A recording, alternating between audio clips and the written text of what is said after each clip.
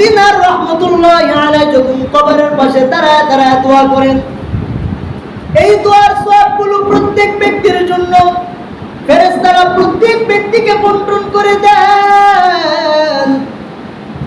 মালিক বিন দিনার প্রতিদিন যখন দোয়া করেন দেখেন প্রত্যেক ব্যক্তিকে সওয়াবগুলো ভাগ করে দেওয়া হয়, সবাই সওয়াব নেওয়ার জন্য আসে। কিন্তু ওই কবরবাসীর ভিতরে একজন মেয়ে, যে মেয়েটা সওয়াব নেওয়ার জন্য আসে না। মালিক বিন দিনার চিন্তা করেন সবাই যখন আসে, কিন্তু ওই কবরের ভিতরে থাকা মহিলাটা কেন আসে না, তার ব্রেনে কাজ করে না। এইভাবে দীর্ঘদিন চলে গেলে, দীর্ঘদিন যাওয়ার পর যখন অনেকদিন পর আবার ওই কবরের পাশে দোয়ার জন্য আসলেন, দোয়া করতেছেন আর বলেন, আল্লাহ আমার এই দোয়ার সওয়াবগুলো প্রত্যেক কবরবাসীর দিয়ে দেন।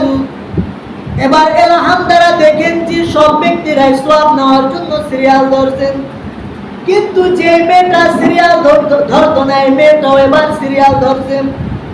মালিক বিন দিনার ওই মেয়েটার জিজ্ঞাসা করলেন, তুমি এতদিন আমার সওয়াব নেওয়ার জন্য সিরিয়াল ধরতা না, আজকে কেন আমার সওয়াবগুলো নেওয়ার জন্য সিরিয়াল ধরছো?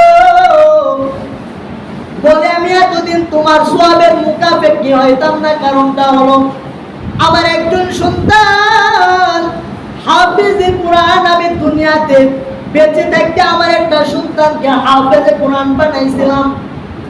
আমার ওই সন্তান প্রতিদিন কোরআন শরীফ পড়ে, আর আমি কবরে শুয়ে থেকে থেকে ওই সওয়াবগুলো পেয়ে যাই। এই জন্য আপনার সওয়াবের আমার প্রয়োজন হতো না, এই জন্য আপনার সওয়াবের মুকাফেকিও আমি হতাম না।